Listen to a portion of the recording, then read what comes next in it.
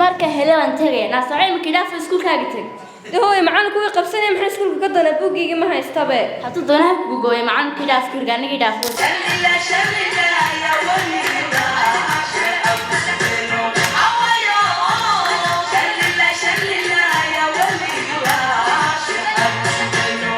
oo marka waa maxay xuquuqda carruurta waan dhalnay waan korinay bas ilaahayna caafimaadka u siiyay waa maxay caqabadaha haysta carruurta reer Soomaaliland hooy waxbaan ku sheegay hooy wax kuma sheegay hooy waxa iskuulka ka dhacan ku sheegay inay dhageysatay waxaan xaq u leeyahay in la dhageysto oo la fahmo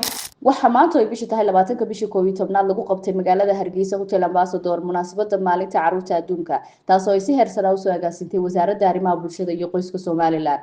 maalintan waxa lagu xusay muhiimadda ilaalinta xuquuqda carruurta waxbarashadooda amnigooda iyo waliba caafimaadkooda sidoo kalena mas'uuliyiinta kala socday qaybaha bulshada iyo waliba hay'adaha caalamiga ah waxa carabka ku adkeeyeen in carruurtu yihiin mustaqbalka qaranka oo aan la gulan doonin wax kasta oo halis geliya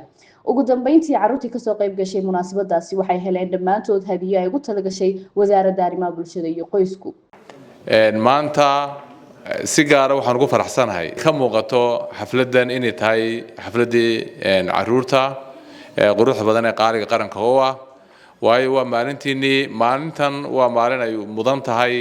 inaad isaragtaan inaad ka doodaan duruufihiina inaad la hadashaan mas'uuliyiintiina inaad ka soo bandhigtaan runtii halabuurkiina iyo kartidiina waana ka muuqatay hablihii runtii aan bogaadinayo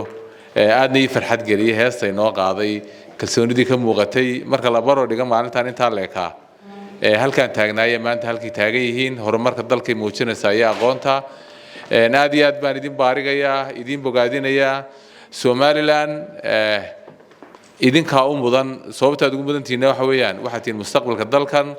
investmentka ugu weyn ee qaranku u baahan yahay inuu xil iska saaro waxa weeyaan si mustaqbalkiisu u wanaagsanaado si aynu u tartanno adduunyadu halgan bay u baahan tahay halganka guusheeda waxa keena waxa weeyaan sida loo maalgeliyo loo xil iskaga saaro fursad loo siiyo cidda mustaqbalka kale oo idinka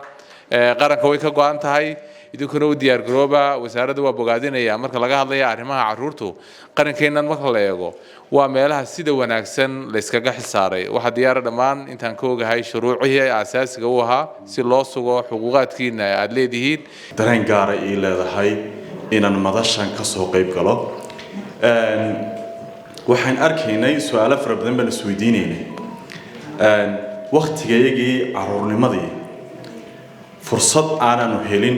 ayay maanta waxa weeyaan dhalinta reer Soomaaliland haystaan oo may jirin markaan waxaan isweydiinaynay aniga saaxiibaday waar markeen anigu iskuulka joognay meenu helin fursad noocan ah iyo waliba siday u hadlayaan waxa laga yaabaa qaar ka mid ah in iskuulka lagu dili jiray waar oo iskuulka tag laakiin maanta aad moodo sida ay quruxda badan u soo bandhigeen waliba waxaan ku jeclaan lahaa in xiriirintana lagu dar lahaa iyagu inay xiriiriyaan talabaada kale waalid kastaaba uu dareemayaa xuska maalintan oo kale aniga nafsi ahaan waxaa bay iga guuxaysay maadaama fursad aanan u helin maalintan oo kale inaan soo kaxaysto carruurtayda iyo halkan keeno inay ka soo qayb galaan waayo waxay keenaysaa inuu ogaado inuu leeyahay meel isagu leeyahay inaad ka qayb galno oo aan hayn meel anagu aan leenahay waan ku bogaadinaynaa in wasaaraddu san qurux badan ay soo qaabisay oo ay fursad siisay waa run kelmadii ugu dambeysay baan qaadanayaa oo ah carruurtu haddii aanay helin xeerar iyo siyaasado ilaalinaya waxay dhibana u noqon karayaan cid kastoo dhib u geysan karta waaqica maanta taaganahay waxa ugu badan oo dhibaato ku haya carruurtu waxa weeyaan waa mobilka ay gacanta ku haystaan kaliya waxa ugu fulan in cid kasta in oo bariga hore waxa dhici jirtay in dhibaatayga loo geysto qof shakhsi ah laakiin maanta waxa dhib ugu weyn ku haya waa mobilka gacanta ku haystaan lagu soo horseedi kara haddii aan barnaamijyo wacyigelineed oo qurux badan aanay ka socon mobiladooda waxay khatar u gelayaan inay gacanta u galaan dad iyaga waxa weeyaan maskaxdooda iyo waxa weeyaan iyo fikirkooda maamuli kara ka hay'ad ahaan marka la eegayo lafdhabar waxa noo ah anaga inaan waxa weeyaan ilaalinta xuquuqda carruurta maanta waa maalintoodii waa maalinta xuquuqdooda la ilaalin lahaa waa maalinta laga hadli lahaa maxaa laga qabtay wixii xuquuqdooda ilaalinaya wasaaradda waan ku bogaadinaynaa in xeerkii ilaalinta carruurta ee waxa child actiga ay waxa weeyaan baarlamaanku uu hirgeliyay oo uu dhammaystiray kaliya waxaana looga baahan yahay say u sheegaan in waalidka iyo ubadka iyo qaybaha kala duwan bulshadu ay fariintaasi gaadho iyadoo wasaaraddu lagu hogaaminayso ka hay'adahaaneed iyo hay'adaha kuwa localka iyo kuwa caalamiga salaamaya carruurta ka soo qayb gashay xafladan ballaaran marka labaad waxaan doonayaa si gaar ah ugu mahadceliyo agaasimaha waaxda aynu martida u nahay maanta agaasimaha waaxda qoyska iyo lamaanaha marwo Muuna Ciise iyo sidoo kale dhammaan xubnaha social workerada ah ee guusha iyo quruxda maanta xafladeen joogno qaybta ugu muhiimsan ka ah waxaan doonayaa sidoo kale inaan mahadnaqo agaasimaha guud iyo wasaaradda gudaha وحفلتي لبعض السكر دول دمان حفلتها وطنك كدعاء وقصوا قيقلوا كنتي لبدي حفلة دي ودم بي عرور طبا وحياها قار كدول حفلتي هرود عشري أو أي أنت بدن حفلته كامليا عرور طبا ووحنتي كنت يشمل أنت بدن حفلتي نوحا وقت جواب بدن قاعدين شريتك كواوين لكن ما أنت والكوب قروح بدن طبعا وقام محنقة كذب كل عروري ما تاكن ما دام نسوون من maalintan caruurta adduunka oo la aasaasay xilligii 1954 qaramada midoobay isku raacday in loo sameeyo maalin u khaas ah caruurta laakiin caruurtu hal maalin kuma filna runtii way ballaaran tahay caruurta in la xusaa maanta halku dhaga maalintaydii xuquuqdaydii my day my right waxay ka turjumaysaa sidii loo xasuusin lahaa dhammaan xubnayaasha kala duwan ama dawlad ha noqdo ama ha noqdaan hay'ado caalami ah ama qaar maxalli ah muhiimadda ay leedahay caruurta xuquuqaadka caruurtana qaarkood waxba laga taataabtay laakiinse waxa jirta hal xuquuq oo ay caruurteen inta ugu badan tabayaan oo ah xuquuqda waalidnimo waalidkii waa haystaan laakiinse ubadku maanta dagaal baa ku socda qaybo kala duwan ay kaga socdo xitaa film cartooniska ay daawadaan waxay ku jihaysiin in ubadkeena waxaan dhaqankeena diinteena iyo halbeegyada aynu hiigsanayno aan khusaynin marka waxaan u baahannahay in dhammaan barnaamijyada caruureed ee aynu samaysanayno ay noqdaan qaar ka turjumaya dhaqankeena iyo wadcigeena taasi waxay noo keenaysaa markuu waalidku la qaato waqti ubadka in ay ubadku runtii bartaan casharo fara badan oo aanay ka baran lahayn social media waxa tusaale inoogu filan caruurteena berigii hore af Soomaaliga hore u baran jireen laakiin hadda af Soomaaliga hore uma bartaan waxa arkaysaa ilmaha 4 jira 5 jira af Soomaaliga wali aan baranin sababtu wax kale ma wuxuu waalidku waqti lamu qaadan su'aalo badan oo ubadku qabo cid uga jawaabtay muu helin dabadna markaa film cartooniskaas ma ku raadsado hadhowto xitaa waxa ka raagaya hadalkii waxaan doonayaa markaa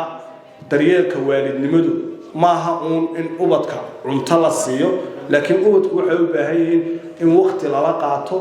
in waxa weeye dhaqanka la baro in diinta la baro in macalinka TV-ga iyo macalinka mobilka aynu ka soo jeedino xuquuqda caruurta ee maanta aynu joognaana aynu xasuusinaynaana runtii way ballaaran tahay anigoo marka koowaad ku hadlaya afka maxaan ku rahaa xaqayga muwaadinimo marka labaadna ku hadlaya afka hay'adaha caalamiga ah ee daneeya horumarinta ilaalinta iyo daryeelka caruurta waxa aan marka koowaad hambaliyo u dirayaa dhammaan caruurta Jamhuuriyadda Somaliland oo dhammaantood ay tahay in waxa koowaad ee dawladnimadu iyo dhammaan institutionska jira ay ka fikiraan ay tahay horumarinta iyo maxaan ku dhahay ilaalinta caruurta waana waxa ugu weyn ee runtii state-ka Somaliland iyo dhammaan hay'adaha ka shaqeeya ay u asaasan yihiin halkan waxaan runtii ku arkay caruur ka hadlaysay xuquuqaadka caruurtu leedahay oo runtii muujinaysa inay caruurtu faham badan u leeyihiin xuquuqdooda waxaan xusayaa in Somaliland hadda leedahay xeer dhammaystiran oo ku saabsan xeerka caruurta laakiin dawladda Somaliland gaar ahaan wasaaradda arrimaha bulshada iyo qoysku ay hadda ka shaqeynayaan in la implementation waxaan ku raadayay la dhaqan geliyo si markaa xeerkaa loo dhaqangeliyo waxaa loo baahan yahay in dhammaan daneeyayaasha iyo dadka ay khusayso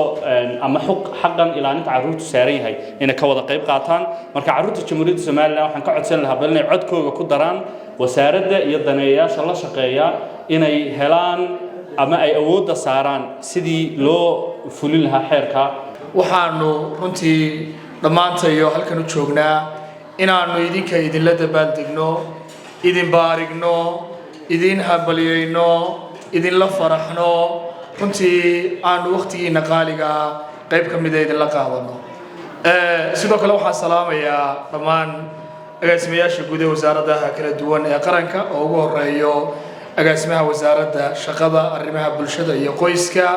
oo runtii madashan qaybteeda ugu weyn qaatay ka wasaarad ahaan runtii maanta waa maalin weyn oo wastaysan maalinta carruurta ee dunida inaguna waxaynu halkan u joognaa inaynu iyaga la farxno la hadallo dhiirigelinno dhammaan fariimaha kala duwan ee heer qaran ee aynu sidnana aynu gaadhsiino u hambalyayno aad iyo aad baan runtii ugu hambalyaynayaa waana ku faraxsanahay maalinta qiimaha badan inaan idinkala soo qayb galno dhammaantay idinkaanu maanta martidiin nahay maalintan idinkaa leh iyo maalmo badan oo kale runtii salaan kadib waxaan in badan dhegaysanay wacyigelin majaajilo madadaalo kelmado aad u qiimo badan oo runtii ay maanta inoo soo jeediyeen oo inagula hadleen carruurteenna qiimaha badan runtii fariimahaasi waxay fariimo qalbi taabada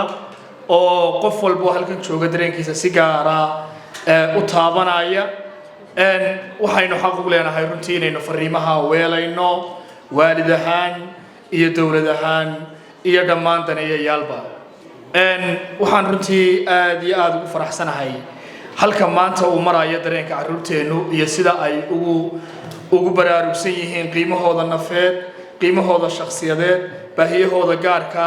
iyo dhammaan waxyaabaha kala duwan ay u baahan yihiin inay helaan si ay u noolaadaan nolol qiimo badan oo qurux badan barbaarinta suuban ama ilmaha markuu barbaarin suuban leeyahay wuxuu yeeshaa markaasi astaamo dhowr ah oo ka tarjumaya markaasi qofka qiimihiisa number 1 qofkaasi wuxuu helaa kalsooni nafeed oo markaa qofkaasi wuxuu noqdaa qof wax walba isku dayi kara awood badan wax walbana markaa qaban kara iskuna kalsoon markaa qofku sidoo kale markuu leeyahay barbaarin wanaagsan waxa kale uu yeeshaa akhlaaq iyo anshax wanaagsan akhlaaqda iyo anshax wanaagsan waxay qofkaasi dhaxalsiiyaan inuu noqdo qof fahmi kara wax kasta oo saxan wax kasta oo qaladana ka fogaan kara markaa qodobka saddexaad ee uu yeesho qofka barbaarinta wanaagsan leh waxa uu noqdaa qof markaasi xiriirka waalidkiisu aad u xooggan yihiin waana qodobka inoogu daranaya maanta bulshadeena haysta guud ahaan markaa waxaad arkaysaa had iyo jeer waalid iyo ilmo aan isfahmi karaynin ilmihii oo dhaga adag ilmihii oo markaa waalidkii wuxuu u sheegayay aan markaasi qaadanaynin waxaan ka dhaxalnaa markaas waa marka aanu ardayga ama ilmaha markaa akhlaaqadiisu markaa aan aad u suubanayn okay barbaarinta wanaagsan sidoo kale waxaynu ka dhaxlaynaa waxbarasho oo fiicnaata iyo dadaalka oo qofka kor u qaadma markasta oo qofka markaa barbaarintiisu toosan tahay wuxuu noqdaa qof markaa dadaal badan waayo qofkaasi wuxuu leeyahay hiigsi